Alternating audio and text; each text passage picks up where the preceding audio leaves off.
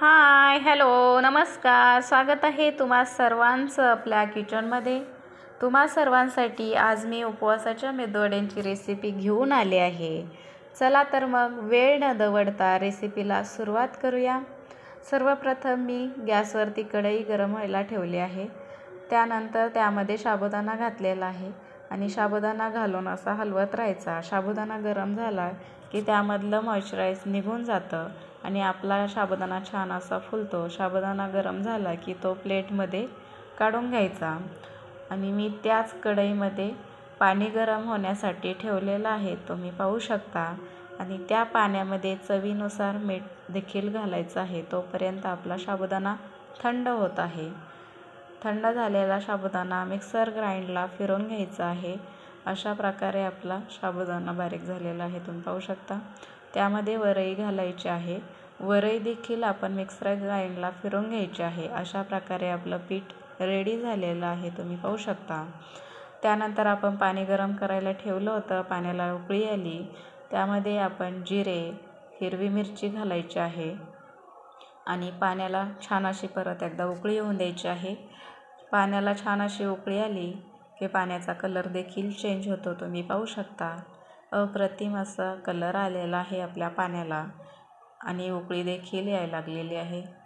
उकळी आली की आपण जे मिक्सर ग्राइंडला पीठ रेडी केलेलं आहे ते पीठ आपण थोडं थोडं करून आपण ह्या पाण्यामध्ये घालून घ्यायचं आहे. अशा प्रकारे मी थोडं थोडंच घालायचं, सगळं पीठ एकदम घालायचं नाही, जेणेकरून आपल्या पिठाची गुठळी होणार नाही याची काळजी घ्यायची.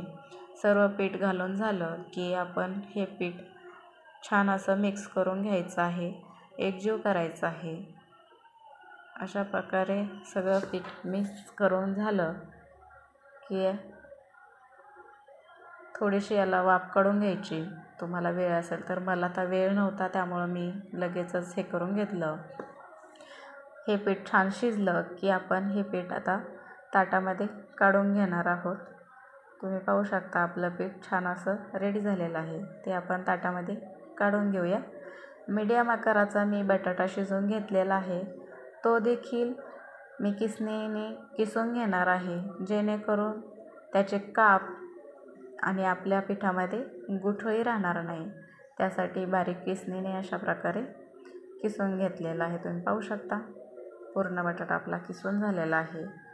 तर बटाटा आणि हे पीठ मिक्स करायचं आहे. अशा प्रकारे तुम्ही पाहू शकता.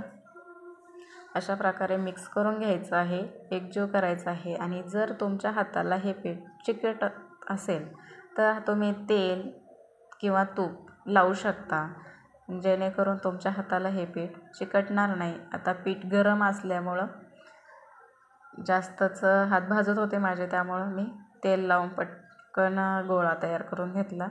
तुम्हाला वेळ असेल तर तुम्ही थोडा वेळ ठेवला तरी चालेल.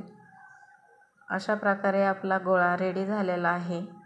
आणि हे गोळा रेडी झाल्याच्या नंतर छान छान असे छोटे छोटे गोळे तयार करायचे आहे आणि हाताला तेल लावून घ्यायचं आहे आणि मध्ये थोडंसं बेळ करायचं आहे. अशा प्रकारे सगळे छोटे छोटे गोल करायचे आणि त्यानंतर सगळे मेदूवडे आपण रेडी करून घ्यायचे. मेदूवडे रेडी होतात तोपर्यंत आपण तेल गरम करायला ठेवूया, जेणेकरून मेदूवडे होईपर्यंत आपलं तेल देखील गरम होईल. अशा प्रकारे सगळे मेदूवडे रेडी झालेले आहे, तुम्ही पाहू शकता. आणि आपलं तेल देखील गरम झालेलं आहे. तर तेल गरम झाले तर आपण आता मेदूवडे सोडून घेऊया. अशा प्रकारे मेदूवडे सोडून घ्यायचे आहेत आणि जास्त दाटी नाही करायची. मेदूवडे सोडताना थोडेसे सुटसुटीतच सोडायचे, जेणेकरून पलटी करायची वेळेस जास्त दिक्कत पडणार नाही. अशा प्रकारे मेदूवडे सोडून घ्यायचे. सर्वात महत्त्वाचं म्हणजे हे रेसिपी खूप कमी वेळात होते आणि खूप कमी साहित्यात होते आणि तेल देखील पकडत नाहीत हे मेदूवडे. त्यामुळं बनवायला अगदी सोपी आहे. चवीला देखील खूप टेस्टी लागते आणि खूप कमी वेळात बनते. अशा प्रकारे आपले मेदूवडे रेडी झालेले आहेत. तर आपण आता हे पलटी करून घेऊया. एक साईड आपली तळलेली आहे तर दुसऱ्या साईडने आपण फ्राय करून घेऊया. अशा प्रकारे अशा प्रकारे फ्राय झाले की मग नंतर आपण ते काढून घेणार. खालची साईड फ्राय झाली की मग आपण काढून घेणार.